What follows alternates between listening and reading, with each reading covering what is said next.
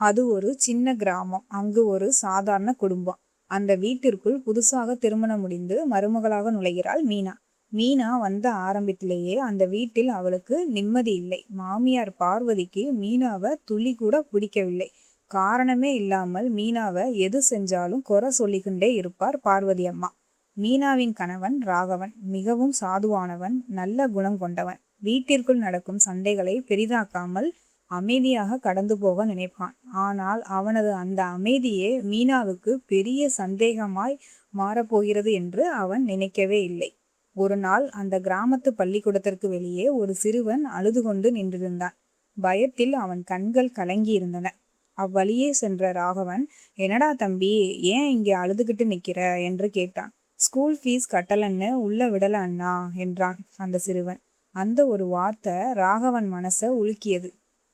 பணம் இல்லாததால் ஒரு குழந்தையின் படிப்பு பாதியில் நிற்பதை அவனால் ஏற்க முடியவில்லை. அந்த சிறுவன் யார் என்று விசாரித்த போது அவன் அதே ஊரில் வசிக்கும் காவேரி என்ற ஏழை விதவை பெண்ணின் மகன் என்று தெரிந்தது. ராகவன் நேராக அந்த விதவை பெண் காவேரியின் வீட்டிற்கு சென்று பார்த்தால் சாப்பாட்டிற்கு கூட வழியில்லாமல் இருக்கும் காவேரியின் நிலைமையை கண்டு ராகவன் கலங்கினான். பிறகு அந்த வீட்டிற்கு தேவையான மளிகை ஜாமான், அரிசி வாங்கி கொடுத்தான். அந்த பையனின் படிப்பு செலவை ஏற்கும் பொறுப்பை தான் எடுத்துக்கொள்வதாக காவேரியிடம் சொன்னான். முதலில் வேண்டாம் என்று மறுத்த காவேரி வேறு வழியின்றி மகன் படிப்பை மனதில் வைத்து ராகவன் உதவியையும் ஏத்துக்கிட்டாங்க. ராகவன் அடிக்கடி அந்த வீட்டிற்கு சென்று பையன் படிப்பதை மேற்பார்வையிடவும் செய்தான். ஆனால் ஊர் சும்மா இருக்குமா, வதந்திகள் பரவ தொடங்கின. இங்க பாருடி, பார்வதி பையன் ராகவன் வீட்டுல பொண்டாட்டி இருந்தும் அடிக்கடி அந்த விதவை வீட்டுக்கு தான் போறான் என்று ஊரே தப்பாக பேச தொடங்கியது. இதை முதலில் கவனித்தது மாமியார் பார்வதிதான். மீனாவை வீட்டை விட்டு துரத்த இதுவே நல்ல வாய்ப்பு என்று நினைத்தார் மாமியார் பார்வதி. நேராக மீனாவிடம் சென்று, இங்க பாருடி, உன் புருஷன் அந்த விதவை வீட்டுக்கு அடிக்கடி போறான், ஊரே தப்பா பேசுது என்று தீயை வைத்தார். மீனாவின் மனது குழம்பியது. என் கணவர் அப்படிப்பட்டவர் இல்லை என்று வெளியே சொன்னாலும் அவளுக்குள் சந்தேக விதை முளைத்தது. ராகவன் சில நாட்களாக வீட்டிற்கு தாமதமாக வருவதும் ஊர் பேசுவதை கண்டுகொள்ளாமல் எதையும் தன்னிடம் சொல்லாமல் அமைதியாக இருப்பதும் அவளது சந்தேகத்தை இன்னும் அதிகமாக்கியது. ஒரு நாள் தாங்க முடியாத மனக்குழப்பத்தோடு ராகவனுக்கு தெரியாமல் அவனது பின்னாடியே பின்தொடர்ந்து சென்றாள் மீனா.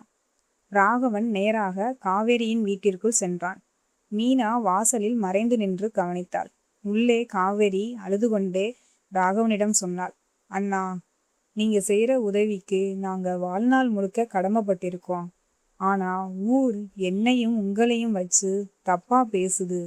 உங்க குடும்பத்துல இதனால பிரச்சனை வந்துட போகுது அண்ணா என்று அழுதாள்.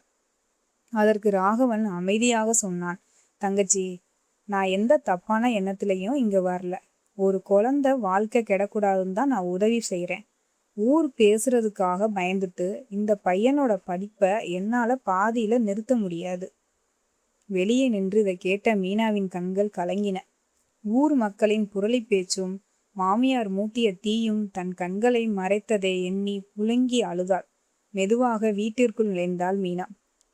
நீங்க ஏன் என்கிட்ட இதை சொல்லல என்று தழுதழுத்த குரலில் கேட்டாள். அங்கே மீனாவை பார்த்ததும் ராகவனும் அதிர்ச்சி அடைந்தான். உன்கிட்ட சொன்னா நமக்கு எதுக்கு தேவையில்லாத வேலைன்னு சொல்லுவியோன்னு தான் சொல்லல மீனா என்று விளக்கினான். எனக்கு தெரியும் என் கணவர் எப்படிப்பட்டவர் என்று. ஆனால் ஊர் பேசின பேச்சும் நீங்களும் அதுக்கெல்லாம் அமைதியா இருப்பதும் அத்தை சொன்னதும் என் புத்திய மாத்திடுச்சு. உங்க மேல சந்தேகம் வர அளவுக்கு நான் தப்பு பண்ணிட்டேனேன்னு என்று மீனா கதறினாள். அப்போது மீனாவை தேடி மாமியார் பார்வதியும் அங்கே வந்து சேர்ந்தார். உள்ள நடக்கிறத பார்த்துட்டு, பாத்தியா மீனா, இவன் இங்கதான் கிடக்கான்னு நான் அப்பவே சொன்னேன்ல அப்படின்னு ராகவனை தப்பா பேச வர்றாங்க.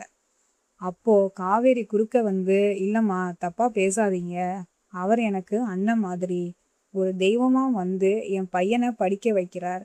இந்த உலகத்துல ஒரு விதவைக்கு யாராவது உதவி செய்தாலே அதை தப்பான பார்வையில் தான் பார்க்கணுமா? நல்ல மனசோடு செய்யற உதவியை கூட சந்தேகப்படுற இந்த சமுதாயத்துல நாங்கள்லாம் எப்படி வாழ்றது? அந்த ஒரு கேள்வி பார்வையின் முகத்துல அரைஞ்ச மாதிரி இருந்துச்சு. ஒட்டுமொத்த இடமும் நிசப்தமாகுது. தன் தவறை உணர்ந்த பார்வதி தலைகுனிந்தே அமைதியானாங்க. என்னை மன்னிச்சுடுறா ராகவா. பெத்த பையனையே நான் புரிஞ்சுக்காம போயிட்டேன். ஊர் பேசுறத விட என் மனசுல இருந்த பொறாமை தான் பெரிய விஷமா மாறிடுச்சு அப்படின்னு சொல்லிட்டு கதறி அழுவாங்க. நான் மீனா கிட்ட தேவையில்லாதத சொல்லி உங்க 2 பேரையும் பிரிக்கலாம்னு நினைச்சது என் புத்தி கெட்ட தனம்டா.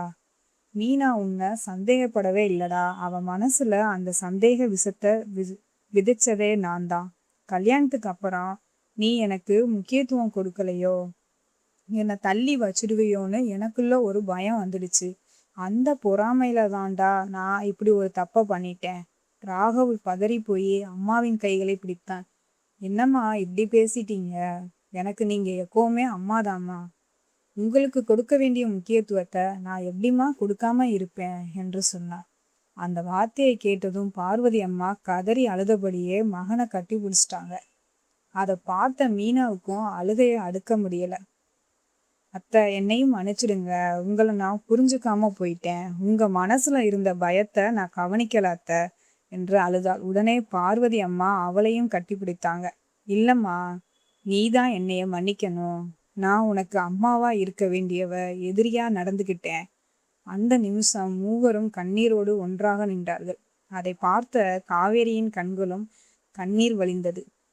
காவேரியின் மகன் மெதுவாக ராகவனிடம் வந்து, அண்ணா, நான் நல்லா படிச்சு பெரியாளா ஆகுறேன். உங்களை மாதிரி நானும் உதவி பண்ணுவேன் என்று சொன்னான். அந்த வார்த்தையை கேட்ட ராகவனின் கண்களும் கலங்கின. சூரியன் மறையும் அந்த மாலை நேரத்தில் ஒரு விதவையின் கண்ணீரும் துடைக்கப்பட்டது. ஒரு தாயின் பொறாமையும் கரைந்தது. ஒரு மனைவியின் சந்தேகமும் மறைந்தது. ஒரு குழந்தையின் எதிர்காலமும் காப்பாற்றப்பட்டது. ஊர் பேசிய வதந்தி ஒரு குடும்பத்தை உடைக்க வந்தது. ஆனா உண்மை, அன்பு, நம்பிக்கை அந்த குடும்பத்தை இன்னும் வலிமையாக்கியது.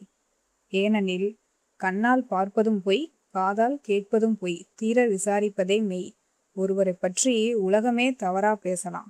ஆனால் உண்மையை அறியாமல் தீர்ப்பு சொல்லும் ஒரு நொடி பல உறவுகளை சிதைத்துவிடும். நம்பிக்கை இருக்கும் இடத்தில்தான் குடும்பம் வாழும். சந்தேகம் இருக்கும் இடத்துல உறவுகள் மெதுவாக இறந்து போகும். அதனால யாருடைய வாழ்க்கையுமே வதந்திகளால் அளவிடாதீர்கள். உண்மையை தெரிந்து கொண்ட பிறகே ஒருவரை எடை போடுங்கள். நன்றி. இந்த மாதிரியான ஸ்டோரிஸ் உங்களுக்கு பிடிச்சிருந்துச்சுன்னா என்னோட கீர்த்தி ரியல் டாக் யூடியூப் சேனலை சப்ஸ்கிரைப் பண்ணுங்கள், லைக் அண்ட் கமெண்ட் பண்ணுங்கள், உங்கள் ஃப்ரெண்ட்ஸ்க்கெலாம் ஷேர் பண்ணுங்கள். தேங்க்யூ. பாய்.